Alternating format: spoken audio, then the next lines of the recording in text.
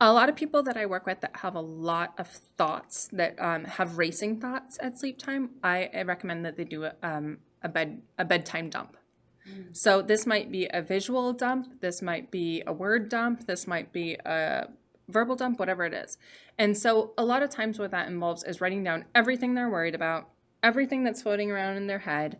If somebody's not a writer, I have them draw a picture or, scribble or whatever they want to do. And some people, for part of that process, that's enough. Other people need a multi-step process. Sometimes for people, then they would need to do the next step, which is to think about what they need to do the next day. So they might need to make a list of what they need to do the next day. But I always invite people to end this process, whether it's, the dump process or the shift process, by then moving into gratitude. And it's really interesting as you shift into gratitude, the whole brain chemistry changes, the body changes, the tension drops, and the body starts to relax. And I actually don't do that as a written process for myself. I just do that as a thinking to myself process. So that will be everything I'm grateful for that day, all the things that I'm grateful for in my life. Depending on what your spirituality is, I'll say prayer for like all the people that are important to me in my life. And, my list grows as my life grows. And so it's a lot of people. And so but I don't get mad if I forget somebody. And I just go through that and I just send them like good energy and healing energy. And I do that whole process. And usually I'll fall asleep before I even finish the process, or I won't even be aware that I finished the process and you move into that. So shifting, releasing, and then shifting into gratitude is going to move from that tense, that body tension state and that brain tension state and that overwhelmed state into that kind of release state and being able to come into a different kind of brain and body at that point. And this is kind of the process that I was talking about in terms of this idea of felt gratitude. And a lot of people that I've worked with find doing a bedtime meditation stressful. They think too much, their brain's pinging all over the place, and it's hard for them to focus, especially if they haven't done the dump. So I think that working on a gratitude practice at bedtime as, a ritual routine, whether it's a prayer or thanking the universe or thanking the people you're grateful for or sending positive energy or prayers or whatever it is you want to do that. And, part of this can also be sending things to people you have worry for or that you're worried about, so that you're kind of also doing kind of a double process in this. But it doesn't have to be formal. And it really doesn't have to be anything that, that's scripted. Some people like to do a formal loving kindness script. They find like a repetitive, like my children find doing a prayer, they want a repetitive prayer. They want, now I lay me down to sleep. They like that. Other people like, a loving kindness script. With my son, when he had really bad insomnia, doing the loving kindness script was a really good script for him. And like a self-mantra script. That was really good. But what we do is I encourage them, and I do always do this for myself, even when I'm just doing mine, is to put your hand on your heart. So you're connecting your brain and your body together. So you're feeling your heartbeat. You're actually experiencing the heart slowing down as you do this kind of prayer, script, meditative gratitude process. So you're kind of integrating that in. And I usually will fall asleep like that. And then sometimes my arms will go numb and I'll wake up and I'll realize I have to move my arms down because I'm like, oh. But it's a really nice way to fall asleep. So I'm not complaining. But it's interesting. And, as we evolve through different stages and processing different things in our lives, and we have different stressors, we did different things. So, sometimes I'll fall asleep with the sounds, some relaxing sounds. I have kind of I always do this now, but for a long time I would use sleep stories. So sleep stories, again, they're free. You can get them online. You have to make sure you find somebody that you like their voice because otherwise that can be annoying. And sometimes they do some weird stuff with the sleep story voices. You have to find one that's one that you like. And Calm is really good for that. So Calm has some free ones if you're going to pay for an app, I think, again. But I've almost kind of like, do I go buy an iPad or a tablet so that I have it on that and it's not the phone? But I haven't quite figured that out in my own brain. But I used Calm for a year straight, their sleep stories every night. And they were really nice. And I'd fall asleep always by the end of the sleep story. So those ones are good ones too. Other sleep support hacks. So a lot of people that are having ongoing sleep issues have looked at kind of other alternatives. One of those is cranial electrical stimulation, but that's done by professionals that do cranial electrical stimulation. But it's designed to stimulate production of neurotransmitters. So it's a process. You have a certain protocol with a certain amount of time. You get a really crazy head cap. That looks interesting and that does the cranial stimulation on the brain. And there's people that are certified to do that you would go and you would have a cycle of that with. A lot of times people will look at supplements. Remember that melatonin is a hormone. So we want to be very careful with using melatonin with people. You want your body to naturally produce melatonin and to naturally shut off the melatonin tap. So when you're using a synthetic to replace out some of these things, you have to be aware of that you're not actually regulating the cycle or improving production of that thing, you're just adding it in. So it's something to think about when you think about using those products. And melatonin works for some people and doesn't work for others. It does not work for me. I've used melatonin. It doesn't do anything for me. Other people, that it works great. So it's something to keep in mind. But there's other herbs and supplements that you can use for sleep that are not, hormone based. So valerian, they call them the sleep sisters. Valerian, passion fruit, and hops. They come in combination sometimes. Sometimes they'll come with a little lemon balm in there too. Or you can take them separate. Valerian has a really terrible smell though. So if you are smell sensitive and you go to take it, just be aware that it smells really bad. And passion flower, I do use, but it tastes bad.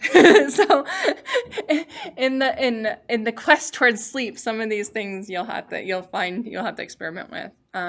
And there is natural lithium. You can buy natural lithium that is the natural mineral form, just like the kind that you get from good mineral waters.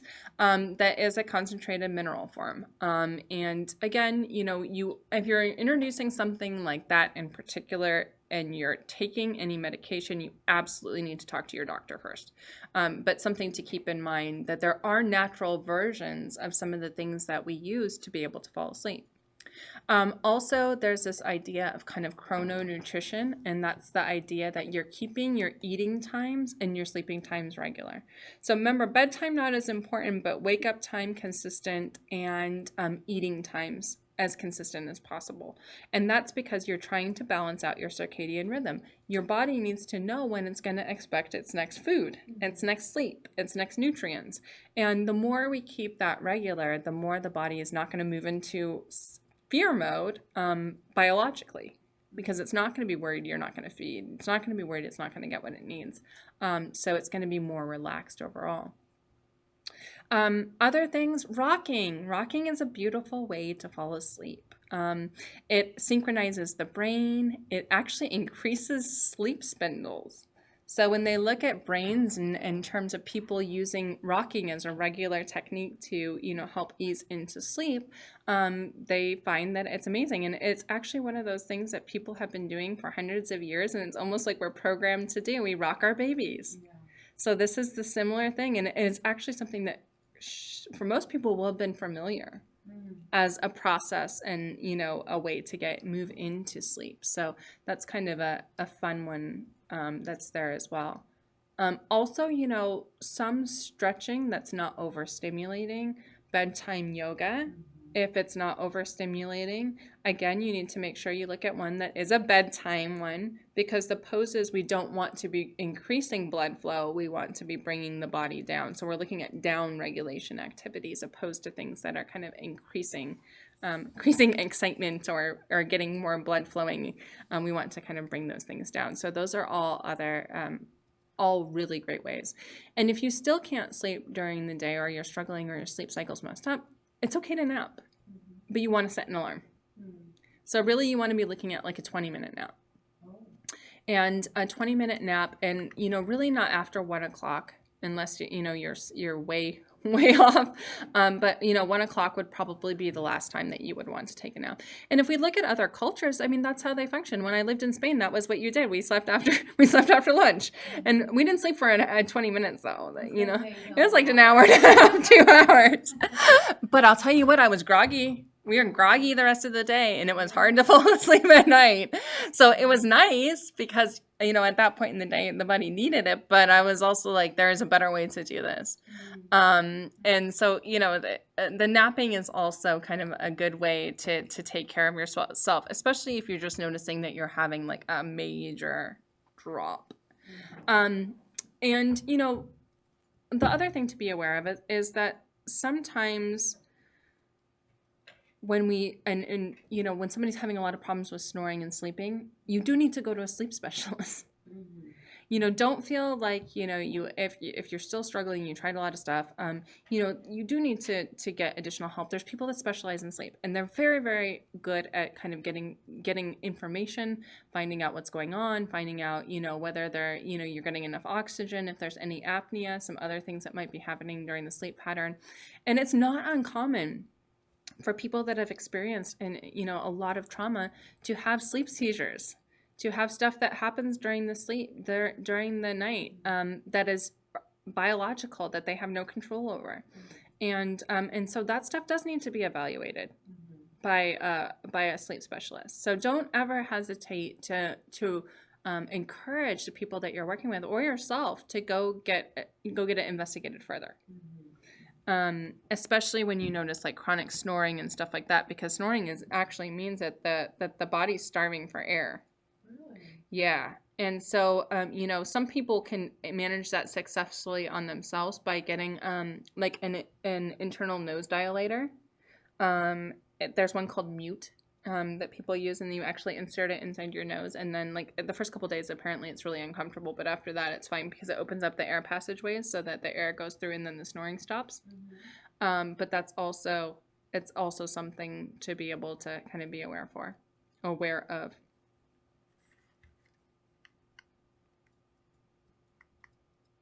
And if you don't sleep well, it's going to mess up the whole system.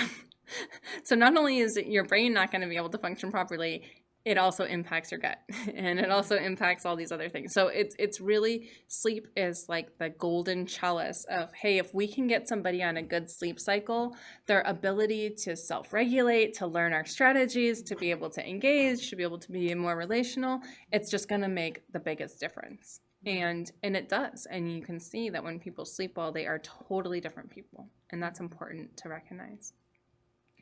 So just to kind of move into our last segment, I'm going to briefly go on and talk about movement and thinking about how we integrate in movement. So you have to move. If you are not moving during the day, you need to make sure that you're moving. We need to understand how we benefit from movement and what kind of a movement can support healing from trauma, and the differences between the types of movement. So movement can act as a key way to release stored energy in the body. It also helps increase neurochemicals that support positive mental health, and it helps us with loss of focus, fatigue, anxiety, depression. So the correlational studies between different types of movement, there's loads of them, in mental health, and the relationship's huge. So people that move more have better mental health. And this is particularly true in, groups where there's been extended trauma or PTSD. You do not have to feel like you have to join a gym or to do really fancy, expensive movement. Walking is good. Walking is actually probably the best thing you can do.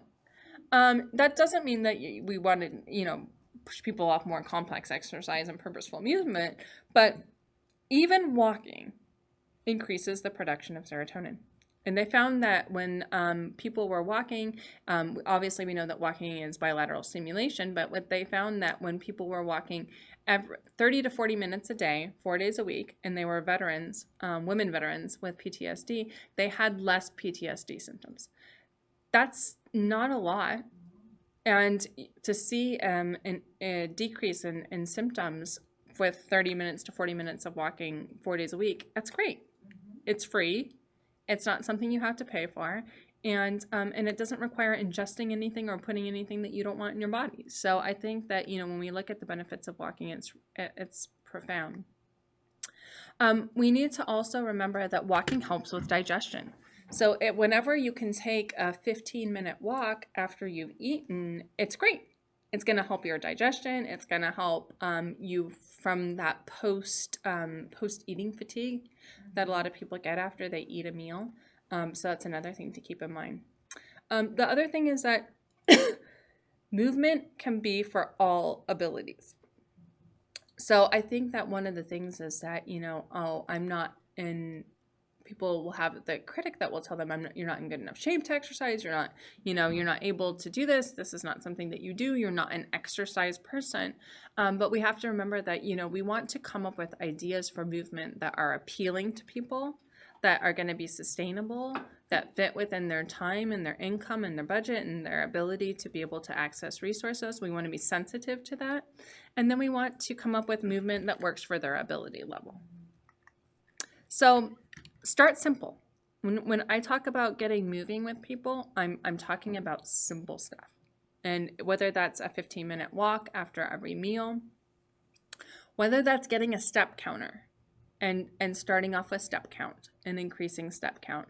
The great thing on YouTube is that there's step count videos for 1,000 steps. There's step count videos for 3,000 steps. There's step count videos for 10,000 steps. And they're all free. And if you don't feel like going outside, or you're in a climate where you can't go outside, but you do have internet connection, you can do a YouTube step count video. And usually they're kind of fun. They usually try and make them cute and put music and make them more entertaining, which is good. Dancing. Dancing is cardiovascular. When you're dancing or you're doing any type of rhythmic movement. Swimming is great if you have access to a swimming pool or a public pool, or you have a pool at your house. You want to build on what people like. Things that people like, they're more likely to do. If I like doing something, I'm more likely to do it. It makes sense, right? And this can be something that they've done in the past. Sometimes it's great when you see somebody that's like, you know what? When I was young, I used to like to ride my bike. And I've had clients that have said, I used to really like to ride the bike, and I actually have a bike in the garage. And I said, well, let's get on the bike. And we got on the bike. I actually had somebody that fell off the bike. Poor thing. But then she got back on the bike, and she was so excited to ride the bike. And I stood there watching her ride around the driveway on her bike. And, that was amazing for her. And it brought back all kinds of good feel-good chemicals. And, these things are not about making it fancy or trying to be cutting edge. It's about finding things that are appealing and sustainable and sticky.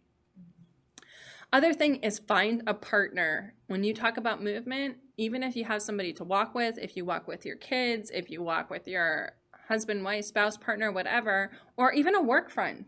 So let's say you're doing your 15-minute walk after lunch, find a walk buddy, find somebody to walk around with that you can do that kind of exercise with. It's interesting. A lot of the people that I work with have found online groups of other people to do even workout videos with, or that somebody will lead it or whatever. And it's been a way to connect kind of via Zoom and different ways like that. A lot of people really like lifting. It gives them control over their body. They feel the weights. They feel the activation of the muscles. This is great for people that have been dissociated with their body, just to feel muscle activation through doing lifting, weight training. And that doesn't have to be with physical big weights. It can be with bands. It can be with all different types of things. And a lot of times, if you find somebody that's really disconnected with their body and you're trying to get them into movement, stretching is a great way to start. And it can be simple stretching. So that might just be doing some real light neck stretching. And it might be doing some rolling in the shoulders. And you just want to think about simple stuff. And this is good for you too. So let's say, you're sitting there and you're noticing tension in your own body after having heard something or having an experience with somebody. Just doing something simple like that with the neck dropping back and forward. Looking to the side, just feeling that in your body. It's going to help your body reset, and also just to be able to get more attuned with where your body's at. So those are all things, and I don't ever start with a really heavy exercise plan. It's too much for people. I mean, and it also, we want people to be successful, and I'd rather build on small successes than to get into the pattern of people not being successful. That is most important to me. I want small successes. I would rather we have 15 minutes once a day than me add something in that's going to make them feel like they failed or that they can't be successful at exercise. This might mean that you do it with them. It might mean that the 15 minutes or the 1,000 step count is during their time with you, that you're modeling it, that you're being there as a partner, that you're attuning to their needs, that you're laughing and you're smiling together, and it becomes a relational experience, a positive relational experience, opposed to a punishment or a task. So this is something to keep in mind too. If somebody feels like they can do a 1,000 step count video with you, then they're more likely to go and do it on their own. Or if they can go for a walk. We also know that the body has stored energy. So we want to know that, that a lot of the work that, with the body keeps score with Bessel van der Kolk and the work of Peter Levine has been around, this idea that we have trauma stored in our bodies, right? It's trapped. And so we need to be able to release it. And that might mean that we need to shake it off, like how animals do in the wild. And we don't do this naturally, even though it's what our bodies need to do. That's what their bodies do. It's how they're successful. So shaking and other movement, even if you're not doing anything else, just shaking, you can start with your legs and move up through your body, and just doing some shaking to release is really good. I have a lot of people where we pound pillows, blocks, TRE, which is a whole protocol for shaking. All these are great for releasing stored energy and having a calming effect on the nervous system with not even having to talk about trauma. And again, we want to look at strong movements and aerobic exercise. So how do you have a positive relationship with your body where you can regain the control that was lost during the experience of trauma and have confidence in the body again? So exercise increases DNA in the brain. Research has found that a 1-hour spin class 5 days a week for 6 weeks has a lasting epigenetic change. It changes us epigenetically. And that aerobic exercise like walking, swimming, jogging increases cardiovascular wellness. It stimulates resiliency through building hormones, including dopamine, serotonin, endorphins, and also stimulates the creation of new brain cells and the functioning of the hippocampus. And the hippocampus and the hormones are impacted by trauma. So replenishing them is really important for healing. Last kind of thing about movement is that we detoxify through movement. When we sweat and exercise, toxins leave our body. We are getting rid of toxins. And you can look at movements like shaking and dancing if you're not wanting to do kind of that harder aerobic exercise. But you can also look at gentle stretching, which can change mood and increase energy. Tai Chi, yoga, Qigong, they're all designed to increase body awareness and increase energy flow through the body. And they all have significant benefits with PTSD and as well as increasing cardiovascular and energy release techniques.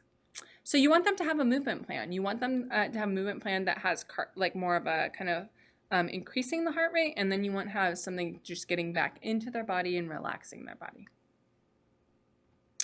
And so we want to remember that when you change habits, you want to change habits to combat stress.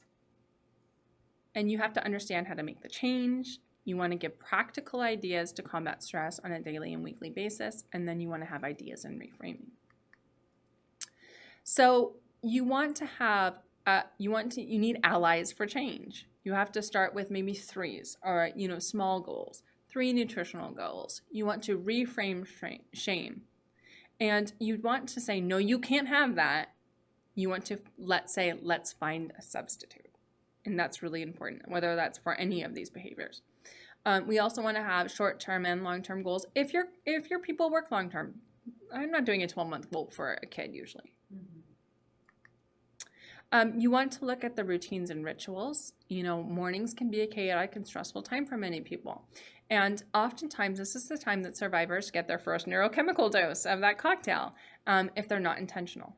So it's important that a lot of people need to carve out some quiet time in the morning or create a morning menu of items that they can do if they start noticing that feeling. And you want to be intentional. You want to set intentions for the week. You want to, when you set your intentions for the week, you want to include time for fun, time for thinking, and just having fun and thinking moments helps build resilience and organized thinking. And you want to check in with the body. So you want to look at check-ins with the body throughout the day, including changes in energy, sensations of discomfort and hunger, and attend to them so the body does not have to move into a panic or stress state. And avoiding stress is impossible. So we need to be aware that it might come, and we need to have a menu of tools to be able to use when it comes. And one of the things that I do when I'm working with coaching clients is to create this menu of what can I do when? And for them to have that on a little note card, to carry it in their wallet or their purse, or just have a like a little flip sheet of them, so that they know what they can do when this comes. And this will include little breathing activities, body-based self-regulation tools, grounding, self-reflection exercises. And part of it, this process and part of stress management, is identifying what causes stress and creating and forming rituals and routines to deal with lower level stressors before they get bigger. And often you find that the pattern of the most stress is the beginning and the end of the day. So, part of this is looking at meditation. This is a nice little, again, an example of a small infographic that talks about the benefits. They're real simple. It has little pictures. It's something I would send to somebody about this before I'm trying to get them to do that, like sell it to them. You would have me time, which might include, 15 minutes a day. And that would just be time to sit, listen to music, listen to a story, flip through a magazine. It should include some type of stillness. It can be meditation, but it doesn't have to be complicated. It can be 3 minutes if you can't do 15 minutes. And we want to look at these ultradian rhythm and identify cycles throughout the day. When do you notice shifts? You can do alternative nostril breathing, and it's really interesting because what they found is that when you alternate the nostrils, whatever side is most clogged, it's the opposite side of the brain is less on board. So it's kind of a fun thing, and it's like the free flowing of what side of the brain is dominant at that point. So if you do this and you find one side is more clogged than the other, it's an interesting one. But alternative nostril breathing is just a good slow down exercise to be able to work with the body as well. Touch and massage. This is really important. We need more touch. But the idea is that when you're using touch and massage, even if you're doing it for yourself, and the ears have so many nerve connections. So the ear has like all these amazing connections that go down to the vagus nerve, that go to the rest of the body. There's different organs if you look at, Chinese acupuncture. But just if you massage vitality points, so a vitality point, we're looking at our ears, we're looking at our temples right here. Self-massage is just as important as getting a massage from somebody else. And if we take breaks for that during the day, it's going to make it, and it's funny because I feel like a hot sensation now just doing that for like 2 seconds.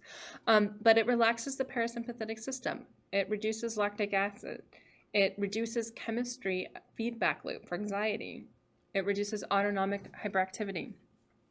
And it activates the good feel-good chemicals, all the ones that we want coming flooding in. Beta endorphins, oxytocin, serotonin.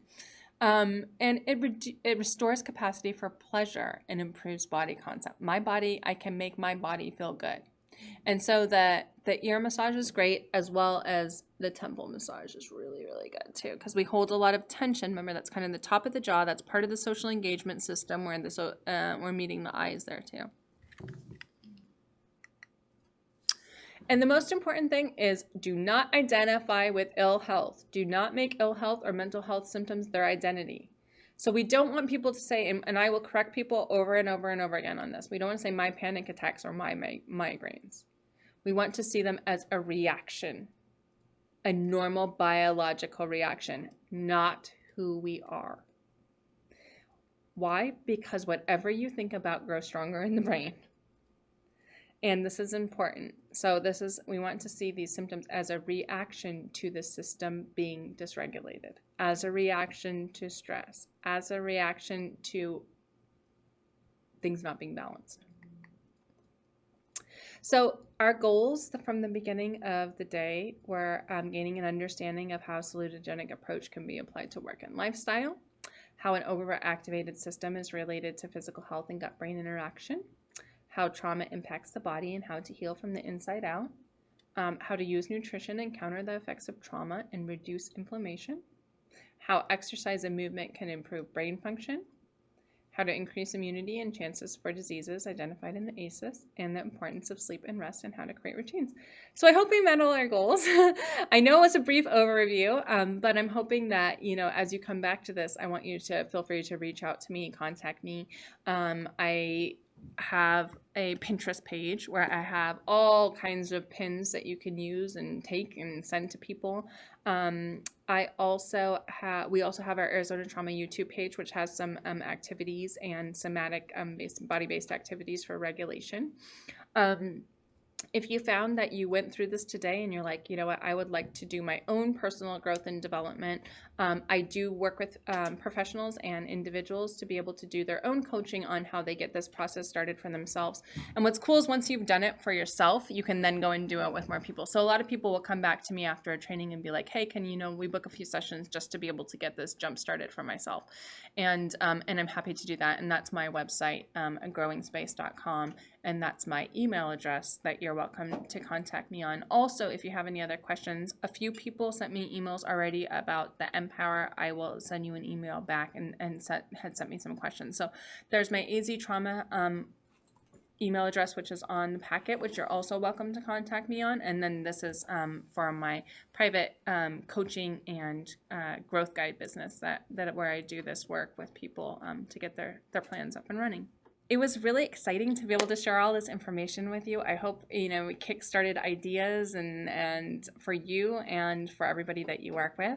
And again, feel free to reach out to me if you have any questions. If you're not sure about, supplements or recommendations or anything like that, I'm here and I would love to assist you. And I think that this is a really exciting new way that we can just be more holistic and more salutogenic in our approach towards being able to treat the whole person.